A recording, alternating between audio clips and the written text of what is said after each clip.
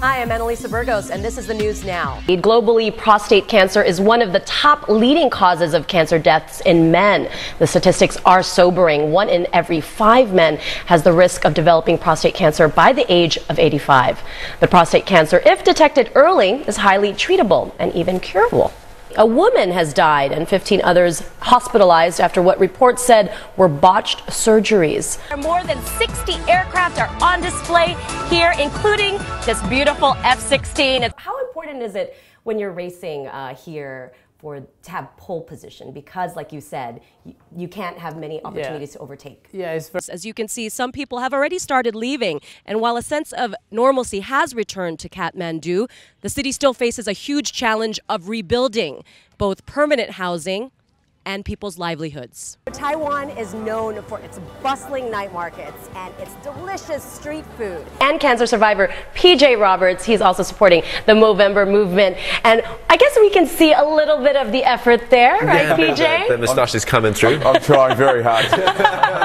It's a very, very humbling experience being a part of this. The fair skin is... does it kind of determine how manly you No, are? it's got nothing to do with that. Nothing to do with it? I certainly hope not. This from Singapore's Today newspaper. Cyber spying, maritime disputes loom large in Sino-U.S. dialogue. And that article pointing to U.S. efforts to revive a working group on cyber issues during the annual talks between the U.S. and China, which start today. You know, this is the 6th year of these talks, Mark, and traditionally nothing really comes out of them. No real concrete agreements, maybe just a lot of, grandstanding and diplomacy. What's your take on what'll happen this time around? Do you think anything more concrete will come out of it? Especially with everything going on, as all the issues that we've just mentioned, especially the maritime disputes, it's really been hard for the two countries to really codify their relationship, considering all these other peripheral issues involving so many different parties, don't you think?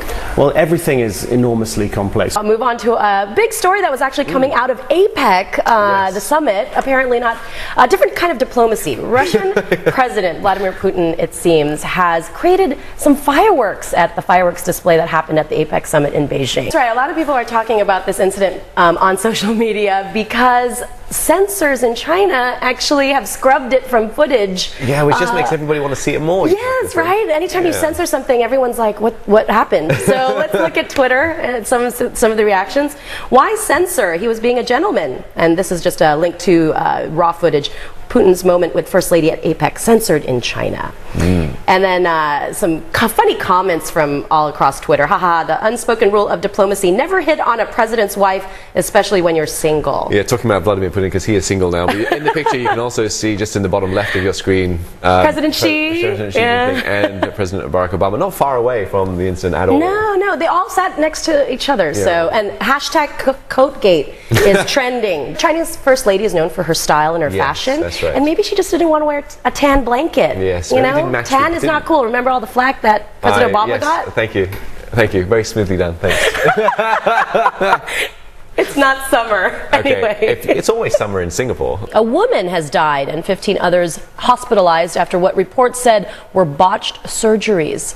Over the weekend, 13 women lost their lives at another state-run camp, with more than 60 women still in the hospital. Both incidents happened in the state of Chhattisgarh, and public anger is quickly boiling over.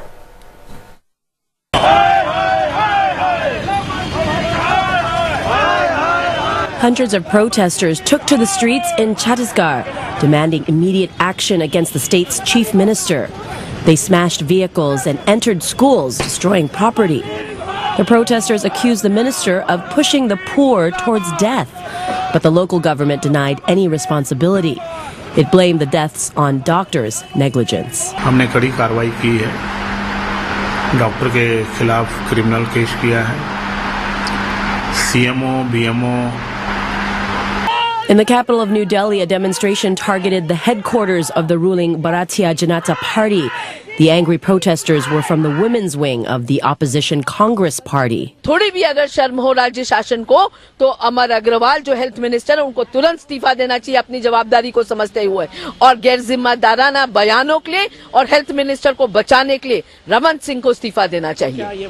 Deaths due to sterilization are not new in India, where over 4 million procedures were carried out over the past year.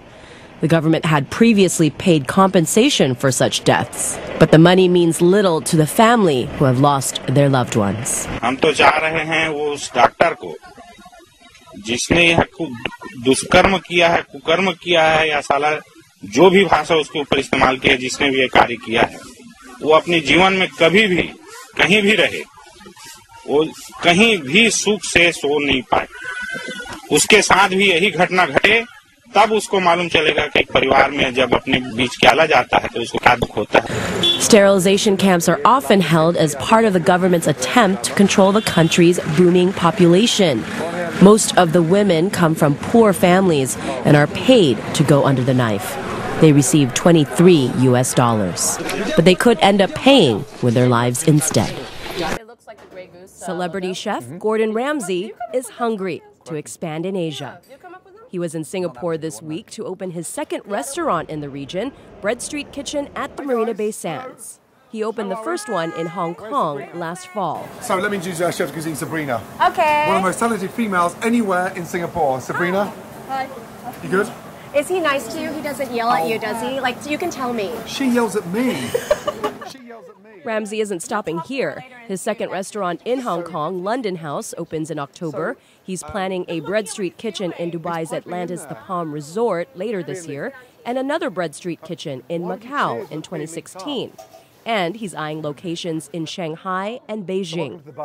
The Bread Street Kitchen casual concept has proven to be a hit with diners who want fine cuisine without the fuss. It's fast, it's furious, and sometimes the odd naughty word pops out.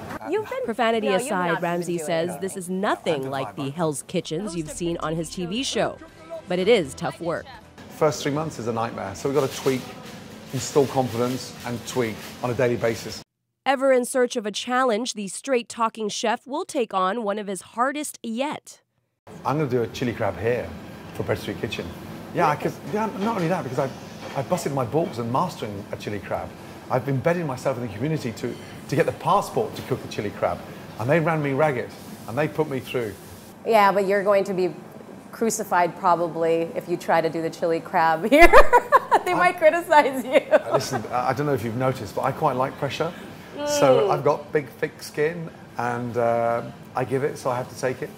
Criticism, that is. Ramsay has a hugely successful TV career, but critics say that's come at the expense of his restaurants, some of which have closed due to management disputes or a slow global economy.